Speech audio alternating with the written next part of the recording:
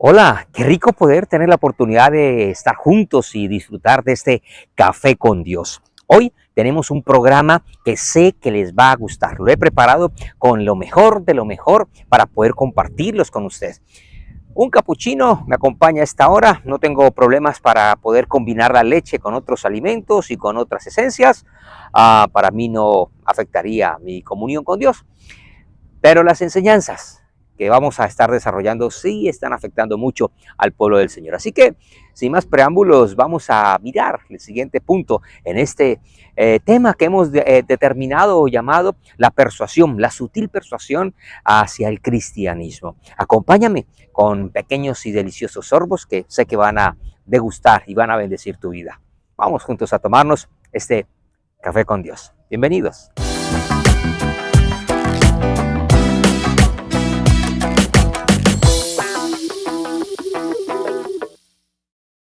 Bueno, ya estamos aquí listos con nuestro cafecito para poder compartir este tema que estamos desarrollando. Ya habíamos visto previamente de cómo el apóstol Pablo a estas doctrinas que estaban entrando en el inicio de la iglesia, le llama fábulas judaizantes y que también son muy comunes hasta nuestros días. Vimos un poquito de cómo ellos basan sus enseñanzas hacia los alimentos y también hacia los días, a los meses y las fiestas, las celebraciones.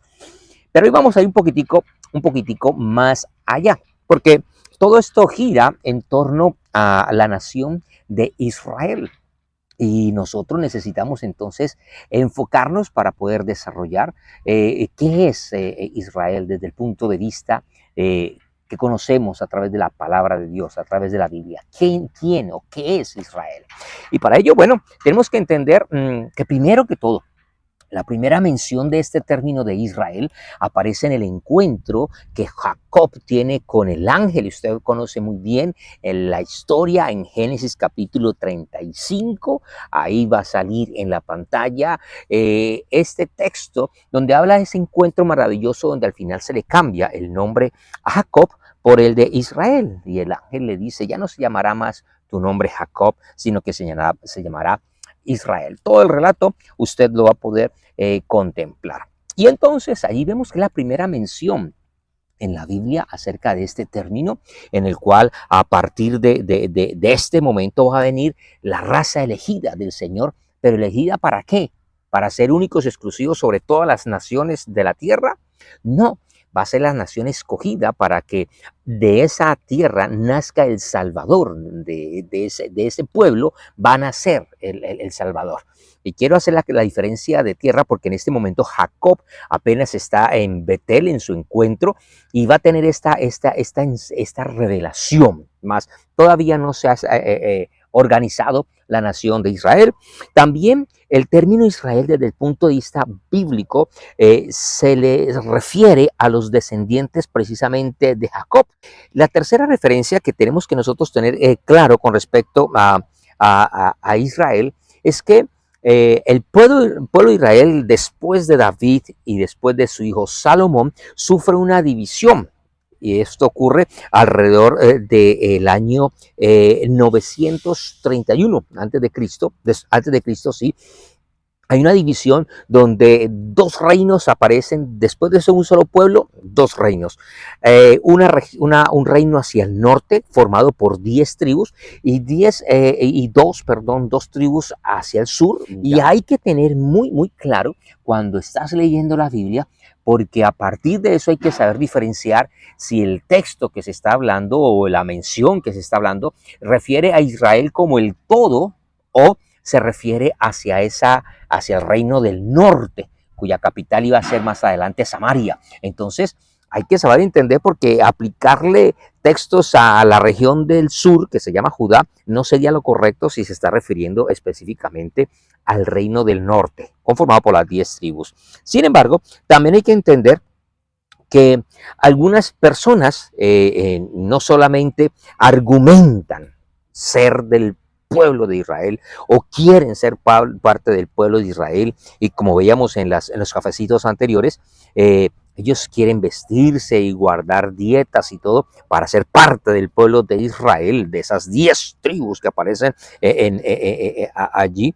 sino que también tenemos que entender que hay personas un poco más osadas y entonces ellos se refieren a ser parte de las 10 tribus perdidas. Entonces, esas tribus perdidas, las 10 del norte, cuando viene a Siria y las toma cautivas, pues muchos de estos israelitas se fueron por diferentes regiones, algunos se alcanzaron a escapar, otros no, otros quedaron totalmente esclavizados por estos imperios, pero muchos de ellos se fueron, hubo una diáspora, y entonces algunos sí, encontramos los términos de las 10 tribus perdidas, ya tribus perdidas que se fueron para muchos lugares, y entonces algunos afirman que no, esas 10 tribus se fueron para lo que hoy en día sería Gran Bretaña, y entonces se van hacia Inglaterra, hacia esa zona.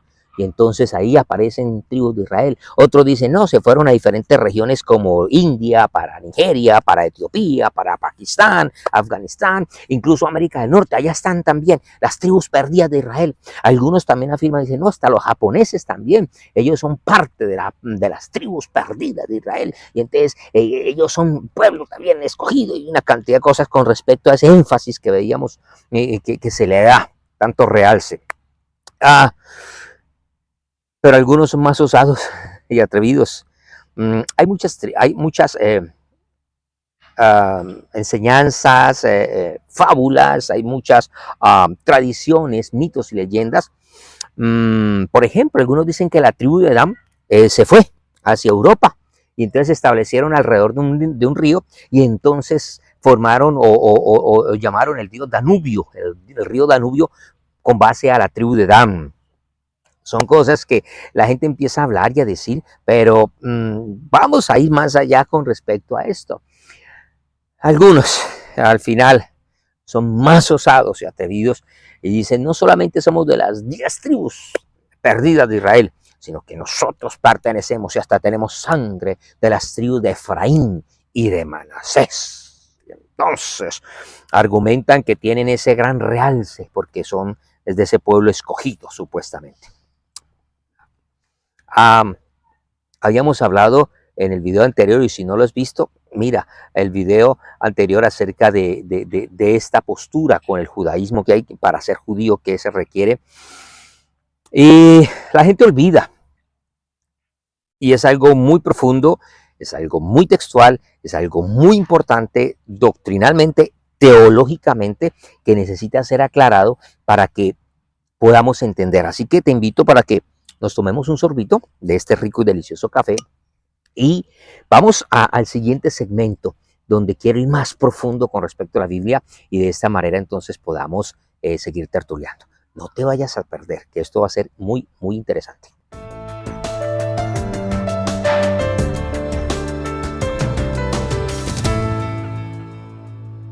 Vamos entonces más profundo con respecto a esto, y quiero que me acompañes al libro de Génesis, en el capítulo 12, donde encontramos el llamamiento que Dios le da a un hombre llamado Abraham. Y en cuanto leemos el capítulo 12, entendemos algo bien interesante. Pero Jehová había dicho a Abraham, vete de tu tierra y de tu parentela y de la casa de tu padre a la tierra que yo te mostraré, y haré de ti una nación grande, y te bendeciré y engrandeceré tu nombre, y serás bendición. Bendeciré a los que te bendijeren, y a los que te maldijeren maldeciré, y serán benditas en ti todas las naciones o todas las familias de la tierra. Este pasaje se ha usado mucho erróneamente para infundir cierto privilegio, cierto lugar, cierto renombre a Israel, y evitar que muchas personas hagan algún tipo de comentario, algún señalamiento, a hablar algo con respecto a Israel, alguna apreciación, alguna crítica, porque argumentan ellos, malinterpretando el texto, aunque es cierto que hay bendición para el que bendiga y hay maldición para el que maldiga, pero incluso hasta algunas personas han sido tan precavidas de hablar del sistema de gobierno, el sistema político de la misma Israel actual, con sus decisiones a favor, en contra de X tema y estas situaciones, y más en los temas de guerra y bueno, todo lo que está pasando. Entonces, hay personas que dicen, no, a Israel hay que aplaudirle todo lo que haga, hagan lo que haga, es el pueblo de Dios, nadie puede decir nada porque hay que bendecir a Israel como sea, así lo que haga está equivocado, así lo que haga no es lo correcto, pero si lo están haciendo hay que bendecir. Ahora, si esto fuera así, pues déjeme decirle que entonces muchos, por no decir todos, los profetas del Antiguo Testamento estarían en muy serios problemas con Dios primeramente y aún con su pueblo y serían también considerados malditos. Por ejemplo, nosotros vemos a un Jeremías que habló en contra de lo que estaba pasando en el reino de Judá, hablando de la Israel en su totalidad, hablando del reino de Judá. Entonces, allí Jeremías está hablando, señalando algunos puntos. Isaías también, por ejemplo, habla acerca de lo que iba a pasar con el reino de Judá y habla cosas muy serias y delicadas. Si encontramos también al profeta Amós, del cual vamos a mirar más adelante algo, pues Amós también está hablando de cosas que le iban a pasar al pueblo de Israel directamente y eso entraremos en detalle en unos cuantos segundos. Y también Oseas está argumentando y hablando lo que está ocurriendo del reino de Israel. Hablan cosas. Entonces, ellos no solamente decían lo que estaba bien, no solamente hablaban bien, sino que ellos también se tomaban el trabajo de decir hay cosas que están mal. Entonces, ah, quiero aprovechar este momento para decir que esta misma postura la asumen muchos cristianos para decir, uno no tiene la oportunidad de juzgar a nadie, uno no tiene el derecho de juzgar a nada ni nadie. El que juzga es Dios. Muchas personas afirman o argumentan este tipo de posturas. Cuidado de hablar mal de X o Y pastor, de X o Y líder, de X o Y sacerdote, de X o Y persona, porque es que es un ungido de Dios y no se puede tocar. Ay, al final del cuenta la Biblia dice, Jesús dijo, no juzguéis para que no seráis juzgados, y cada uno va a dar cuenta de sus obras, de sus acciones delante de Dios. Cada uno va a tener que responder por sus acciones. Así que no nos metamos, no digamos nada, calle la boca, no mencione nada. Y por el contrario, ellos rendirán cuentas a Dios y nosotros también daremos cuenta. Pero mi amigo, esto no es nada más que un profundo desconocimiento de lo que es realmente la palabra del Señor. Si esto fuera así, entonces muchos de estos profetas que encontramos en el Antiguo Testamento serían malditos. Y cuando nosotros miramos al profeta Amós, maldito, no es maldito, pero lo que va a decir, Amós, ¿cómo se atreve a decir eso? ¿Cómo va a hablar mal de Israel? En el capítulo 1 quiero que me acompañe con gran detalle para mirar lo siguiente. Amós capítulo 1. Las palabras de Amós, que fue uno de los pastores de Tecoa, que profetizó acerca de Israel en días de Usías, rey de Judá, y en los días de Jeroboam, hijo de Joás, rey de Israel, 2 años antes del terremoto, dijo Jehová, rugirá desde Sión y dará su voz desde Jerusalén, y los campos de los pastores se enlutarán, y se secará la cumbre del Carmelo. Así ha dicho Jehová, por tres pecados de Damasco. Damasco es la capital de Siria. Recuerda cuando hablábamos de Siria. Estamos hablando entonces de una nación pagana, de una capital, de una ciudad pagana, Damasco. Y por el cuarto no revocaré su castigo, porque trillaron a Galaad con trillos de hierro, prenderé fuego en la casa de Hazael y consumirá los palacios de Ben-Hadad. Ben-Hadad es el rey de Siria. Y quebraré los cerrojos de Damasco y destruiré a los moradores del valle de Avén y los gobernadores de Bet-Edén y del pueblo de Siria será transportado a Kir, dice Jehová. Luego dice, así ha dicho Jehová, por 3 pecados de Gaza, Gaza era una de las principales ciudades filisteas, por lo tanto, una nación gentil. Y por cuarto, no revocaré su castigo porque llevó cautivo a todo un pueblo para entregarlo a Edom. Recuerda de dónde vienen los edomitas, Edom. Prenderé fuego en el muro de Gaza y consumirá sus palacios. Y destruiré a los moderadores de Asdod y de los gobernadores de Ascalón. Y volveré mi mano contra Ecrón y el resto de los filisteos. Perecerá. Así ha dicho ¿quién? El Señor. Verso 9. Así ha dicho Jehová, por 3 pecados de Tiro. Tiro es una ciudad que queda al sur del Líbano, por lo tanto una ciudad también de una nación gentil, pagana. Y por el cuarto no revocaré su castigo, porque entregaron a todo un pueblo cautivo a Edom. Vuelve y figura los edomitas, Edom. Y no se acordaron del pacto de hermanos. Prenderé fuego en el muro de Tiro y consumirá sus palacios. Verso 11. Así ha dicho Jehová, por 3 pecados de Edom, aparece Edom. Y Edom queda en la frontera meridional entre lo que hoy en día sería la nación de Jordania y también de Israel. Allí está ubicado. Y por el cuarto, no revocaré su castigo porque persiguió a espada a su hermano y violó todo afecto natural. Y en su furor le ha robado siempre y perpetuamente, ha guardado el rencor. Prenderé fuego a Temán y consumirá los palacios de Bosra. Verso 13. Así ha dicho Jehová, por 3 pecados de los hijos de Amón. Ahora estamos hablando de los amonitas, lo que hoy sería Jordania.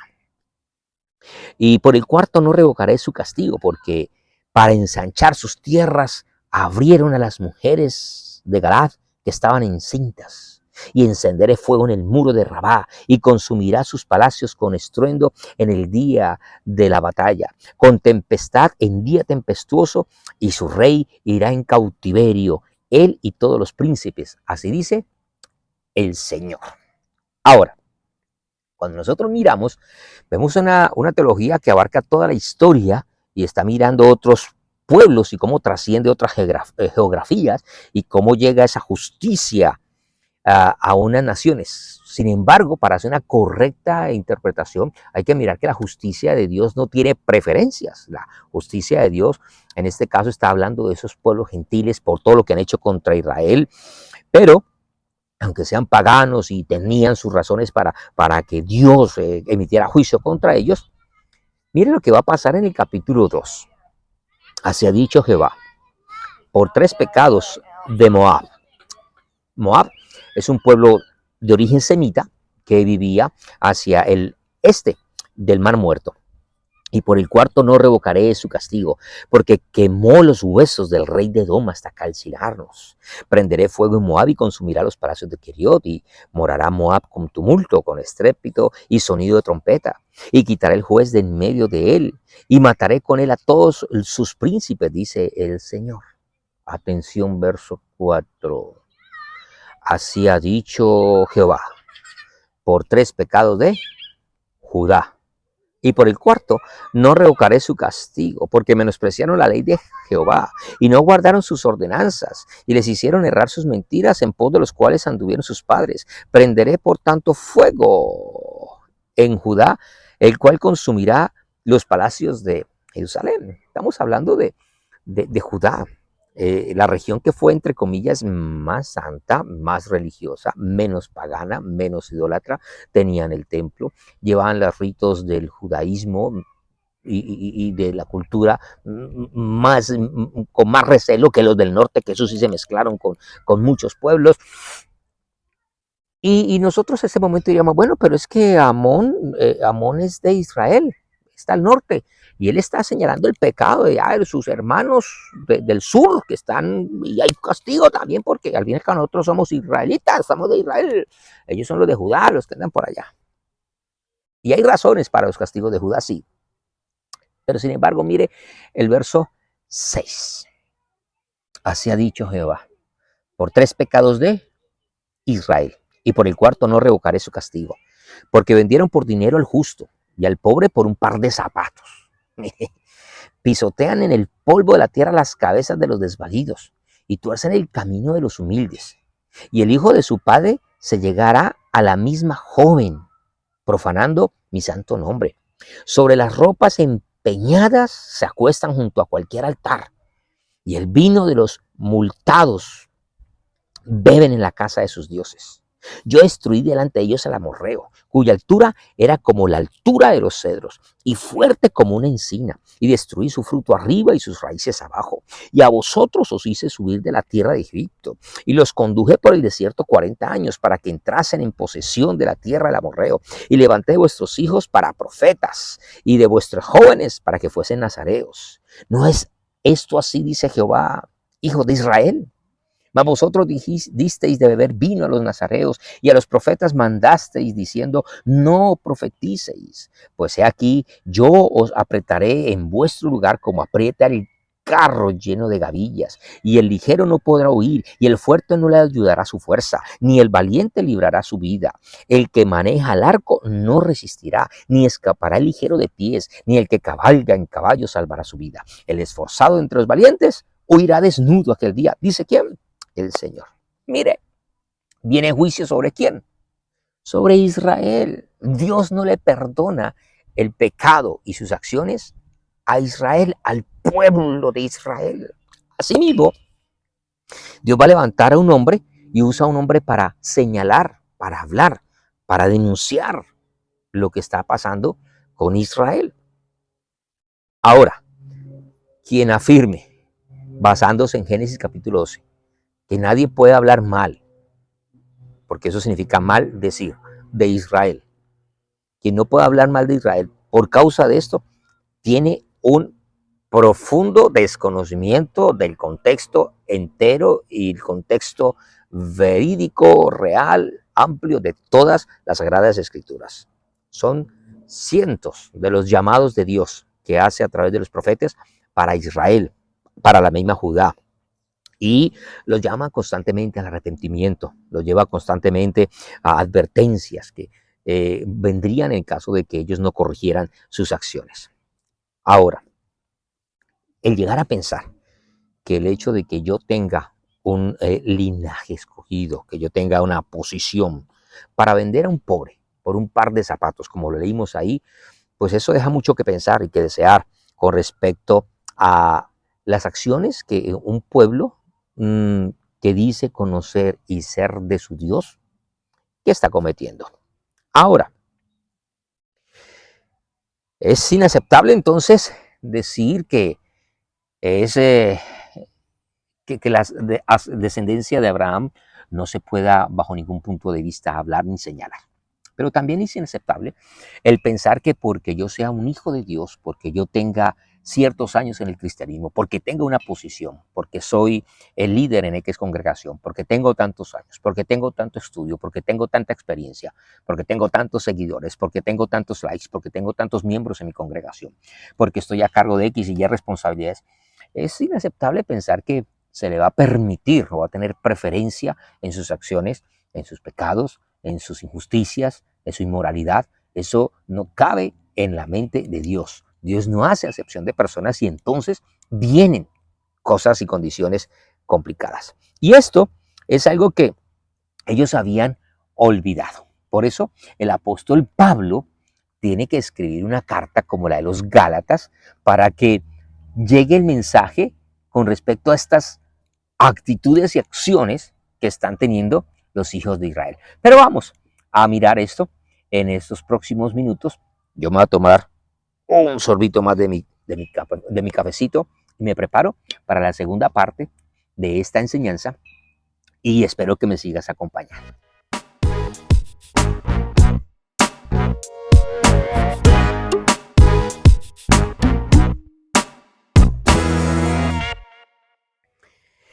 En medio de esta fresca tertulia, vámonos a Gálatas en el capítulo 3 con respecto a lo que Pablo tiene que decirnos. En el verso 16 dice algo importante y es la interpretación de cómo Pablo, valga la redundancia, interpreta lo que dice Génesis. Y dice, ahora bien, a Abraham fueron dadas o fueron hechas las promesas y a su simiente. Tenga eso presente. No dice y a las simientes, como si hablase de muchos pueblos, naciones, personas, descendientes, sino como de uno, y a tu simiente, la cual es Cristo. Esto pues digo, el pacto previamente ratificado por Dios para con Cristo, la ley que vino 430 años después, no lo abroga para invalidar la promesa. Porque si la herencia es por la ley, ya no es por la promesa, pero Dios la concedió a Abraham mediante la promesa. Entonces, ¿para qué sirve la ley? Fue añadida a causa de las transgresiones hasta que viniese la simiente, a quien fue hecha la promesa, y fue ordenada por medio de ángeles en manos de un mediador. Y el mediador no lo es de uno solo, pero Dios es uno. Luego, ¿la ley es contraria a las promesas de Dios? En ninguna manera, porque si la ley dada pudiera vivificar la justicia, fuera verdaderamente por la ley. Mas la Escritura lo encerró todo bajo pecado, para que la promesa, que es por la fe en Jesucristo, fuese dada a los creyentes. Pero antes que viniese la fe, estábamos confinados bajo la ley, encerrados para aquella fe que iba a ser revelada. De manera que la ley ha sido nuestro ayo para llevarnos a Cristo a fin de que fuésemos justificados por la fe. Pero venida la fe, ya no estamos bajo ayo, pues todos sois hijos de Dios por la fe en Cristo Jesús. Porque todos los que habéis sido bautizados en Cristo, de Cristo estáis revestidos. Ya no hay judío ni griego, no hay esclavo ni libre, no hay varón ni mujer, porque todos vosotros sois uno en Cristo Jesús. Verso 29. Y si vosotros sois de Cristo, ciertamente, el linaje de Abraham sois y herederos según la promesa. Ahora, ciertamente hay bendición para los que bendicen, hay maldición para los que maldigan. Pero ese cumplimiento refiere a una simiente, ¿Quién es la descendencia o la simiente? Según interpreta el apóstol Pablo en estas líneas. La simiente no es Isaac, mucho menos es Ismael. La simiente a la cual apunta y dice claramente Pablo ahí es Cristo. Esto es muy importante entenderlo. No es Israel como algunos afirman, no es el pueblo, es Cristo. Ahora, cuando nosotros miramos a lo de Pablo, Pablo tiene muy en claro que ser judío es importante, tan importante como ser de cualquier otra región, de cualquier otra nación, de cualquier otro pueblo, desde la perspectiva de Dios. Y entonces, cuando nosotros miramos, Pablo dice que ser judío no tiene relevancia si no tiene una clara y profunda, estrecha relación con Dios. Y esto también lo aclara en la epístola a los Romanos. En el Romanos capítulo 2, después de Pablo haber recibido aplausos y elogios por parte de muchos judíos, en el capítulo 2 llega y sienta a sus compatriotas. Y entonces va a decir que el hecho de que Dios le haya entregado la ley, la Torá, a Moisés, pues no los hace más justos que los gentiles. Por el contrario, les va a añadir culpabilidad. Y entonces dice el versículo 28, pues no es judío el que lo es exteriormente, el que hace cosas, o come cosas, o se pone cosas, o dice que es por una cédula, por un ID, ni es la circuncisión la que se hace exteriormente en la carne, pues, sino que es judío el que lo es en lo interior. Y la circuncisión es la del corazón, en el espíritu, no en la letra, la alabanza de la cual no viene de los hombres, sino de Dios. Escuche lo siguiente. Es muy claro el apóstol al decir, no es el de lo externo. Y hace un juego de palabras bien interesantes porque dice de la alabanza de los judíos, está hablando de los elogios y de las cosas que hacen sacar pecho y renombre por ser judío. La palabra judío que encontramos allí en toda la escritura viene de una raíz hebrea, perdón, hebrea, que viene de la raíz Judá, y Judá significa alabanza, elogio, exaltación. Así se llama uno de los hijos de Jacob. Y Pablo lo que le está diciendo, ustedes son judíos, tienen en su esencia alabanza, dignos de ser alabados y admirados, pero no es ese tipo de alabanza. Y los está elogiando, pero dicen, no es ese tipo de alabanza o de elogios que ustedes deben de resaltar, no es la que ustedes de empezar a ser tan grandes y tan orgullosos, porque si ustedes quieren sacar pecho por ser hijos de Abraham, pues Dios también puede levantar hijos de las piedras y puede hacer hijos. Eso lo dice en Lucas capítulo 3, en el verso 7 y 8. Habla de dónde puede sacar. Entonces, este juego de palabras es bien, bien interesante porque el judío no es del exterior, ni la circuncisión importa para Dios y no se hace del corazón. Y la confrontación que hace Pablo es muy fuerte para con ellos. Lo que Pablo está diciendo para ellos es algo chocante, es hiriente, le está llegando en lo profundo de su corazón. Y les está diciendo, está bien que sean judíos, pero si no hay algo interno, si no hay un cambio, si no hay una transformación interna, en vano sirve todo lo que usted haga. Ahora, Pablo sí tiene muy en claro que no son ni siquiera los cambios raciales o lo que uno se proclame, el que alguien se proclame ser de Israel. En Romanos capítulo 9, entonces Pablo también sigue cuestionando y dice, bueno, ustedes dicen que son del pueblo de Israel, que son del pueblo de Dios, que son el pueblo escogido, que son del pueblo del Mesías, pero ¿cómo es posible que ustedes, siendo judíos, no han reconocido al Mesías? ¿Cómo es posible que tienen tanta escritura, que tienen la Torá, que tienen los profetas, que tienen los escritos?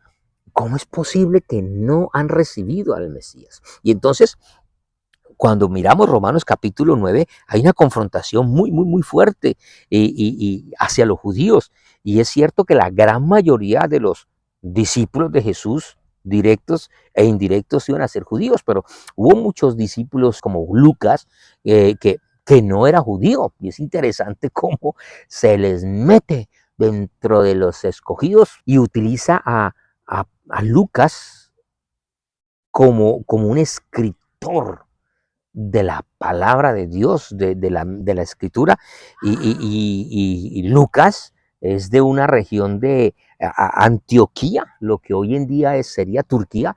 De esa región hay un convertido, que es Lucas, el médico.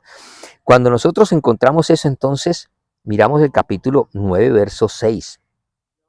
No es que la palabra de Dios, dice, haya fallado, porque no todos los que descienden de Israel son israelitas, ni por ser descendientes de Abraham son todos hijos de Dios, sino, dos puntos, en Isaac te será llamada descendencia. Esto es, no los que son hijos según la carne son los hijos de Dios, sino que los que son hijos según la promesa son contados como descendientes. Así que no nos engañemos, no se deje engañar. El ser de este país da cierto renombre, como cuando yo estaba en Latinoamérica y yo decía, los norteamericanos, uy, los americanos. En Colombia se hablan de los americanos, uy, Estados Unidos, la potencia. Y cuando nos visitan, uy, los atendemos, son altos, rubios, de ojos claros, verdes, azules, ellos son del primer mundo, son americanos. O europeos o asiáticos, pero si miramos a un boliviano, si miramos a un peruano, si miramos a un colombiano. ¿Eh? Así mismo pasa cuando miramos a Israel. Israel, uy, Israel.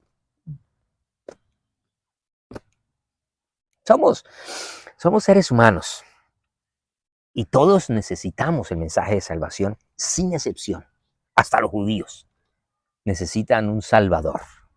¿Cuánto más ese pueblo que había recibido la promesa pero no la entendió, no entendió la promesa? Y entonces Pablo dice que realmente son hijos de Dios, aquellos que son con base, que han recibido a la promesa. Y la promesa es Cristo. Ahora, no es solamente mirar esto, sino que Pablo también tiene muy claro con respecto a quién es la descendencia de Abraham. Y muy claro él dice, esto no es algo racial, esto no es algo sanguíneo, esto no es algo físico. Y Gálatas capítulo 3 sigue hablando el apóstol acerca de esto junto con Romanos, pero en el capítulo 3 dice lo siguiente: pero antes que viniese la fe, estábamos confinados a la ley, encerrados para aquella fe que iba a ser revelada. De manera que la ley ha sido nuestro ayo para llevarnos a Cristo, a fin de que fuésemos justificados por la fe. Pero venida la fe, ya no estamos bajo ayo, pues todos sois hijos de Dios por la fe en Cristo Jesús. Oh, ese verso 26.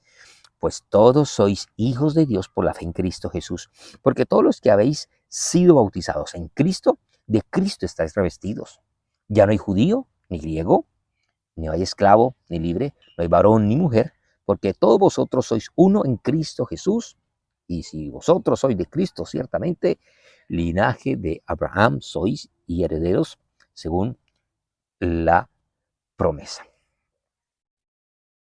Después de que Pablo está señalando claramente que ya no estamos bajo la ley, y dice que la ley fue el ayo. Es la misma expresión en el griego para la palabra pedagogos. Es la palabra más exacta, el pedagogos, que es el ayo o el esclavo que era encargado por el dueño de la casa para que tomara a sus hijos y los conduciera hacia el camino donde iban a ser instruidos, donde iban a ser enseñados, donde iban a aprender a conocer para llegar a la escuela, para llegar a ser de esta manera educados. Y luego tenía la responsabilidad de traerlos sanos y salvos a la casa. Ese era el que los conducía, el ayo, el pedagogo, el esclavo. Ahora, esa etapa yo la viví con mis hijas. Yo fui ayo y las llevaba pequeñas hasta los colegios y lo hacíamos con todo el cariño y las regresábamos a casa. Pero llegó un momento donde ya mis hijas entraron a la adolescencia y ya me decían, papi, ya déjanos aquí. No nos acompañes hasta la puerta. Aquí en la esquina está bien. Y se despedían y muchas veces ni el beso me daban, porque es que ya estaban grandes, porque es que qué pena, qué oso que me vean a mí con mi papá, que me vean a mí con mi mamá, con los padres. Eso pasa en muchos de los jóvenes. Así mismo pasa con la ley. La ley llega un momento donde nos acompaña, nos conduce hasta el lugar o la persona que nos va a instruir, que nos va a preparar, que nos va a enseñar, que nos va a alentar. Pero llega un momento donde ya ellos dicen, bueno, yo conozco el camino. Antes ellos no conocían el camino y por eso necesitaba el pedagogo, el esclavo, que conociera el camino para llevarlos. Pero era el esclavo. Ahora los jóvenes van a decir, bueno, ya conozco el camino. Y ese camino, entonces, ¿quién es el camino? ¿Quién nos dice la Escritura que es el camino? Cristo, la verdad y la vida. Entonces, cuando miramos desde ese punto de vista, lo importante es que la ley dice, el pedagogo dice, yo conozco el camino, pero no soy el camino. ¿Sí entiende lo que quiero decir? La ley dice, yo conozco el camino, pero yo no soy el camino. El camino es Cristo, es la promesa, es la revelación. Ay, Dios mío. Entonces, llega un momento donde hay que dejar atrás esa infancia espiritual para poder llegar a ser ese tipo, ese hombre maduro, consciente, preparado, escogido por el Señor. Pablo entonces dice, ¿quiénes son realmente el linaje de Abraham? ¿Quiénes son? Él pregunta, ¿quiénes son? Pues los creyentes en Cristo. No es trazar un árbol genealógico hasta Abraham. Cuando nosotros miramos toda esta parte de cómo los judíos, el pueblo de Israel, y quiero ser muy en claro, no estoy hablando mal del pueblo judío, no estoy hablando mal del pueblo de Israel. Conozco, me duele todos los acontecimientos, todo lo que ha pasado por muchos años, por toda la diáspora, por el holocausto, por toda esta situación. Mi oración está sobre ellos. Bendigo a Israel, bendigo a Jerusalén, clamo, como dice el libro de los Salmos, y pido por la paz de Jerusalén. Amo el pueblo, como estoy empezando a amar a esta nación norteamericana, como amo mi pueblo Colombia, como amo países en Latinoamérica que pude recorrer y conocer. Hay que amarlos, pero es importante entender que ahora somos hijos de Dios, pero es en Cristo, por nuestra fe en Cristo. Eso es lo que nos hace a nosotros linaje especial. Ya no es judío, ya no es griego. Cuando nosotros leemos Juan, lo que dice Jesús en el capítulo 1, verso 12, dice que es para los que no nacen por la voluntad de la carne y la sangre, sino que nacen por la fe del Hijo de Dios. Entonces, Pablo lo deja muy claro, somos hijos es por la fe en Cristo y todos estamos bajo esa nueva realidad que es en Cristo. Entonces, ahí encontramos de cómo se empieza a levantar esta claridad con respecto a la promesa de quién es ese Israel o esa promesa que es Cristo. ¿Qué vamos entonces a mirar? Otros pasajes y vi algo bien interesante con respecto a aquellos hombres judíos que empezaron a adaptar los mensajes, que empezaron a adaptar las doctrinas para justificar su rechazo a Jesús. Acompáñenme para el último segmento.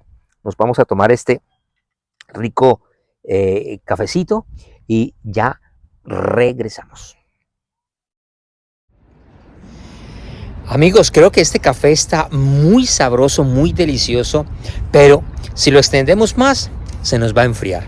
Así que quisiera invitarte para que me siguieras acompañando en un próximo video donde vamos a terminar esta enseñanza y sé que con estos pequeños sorbos de café estamos siendo bendecidos. Así que no te pierdas el próximo video que estará de gran bendición para ti y para cada uno de nosotros. Dios te bendiga.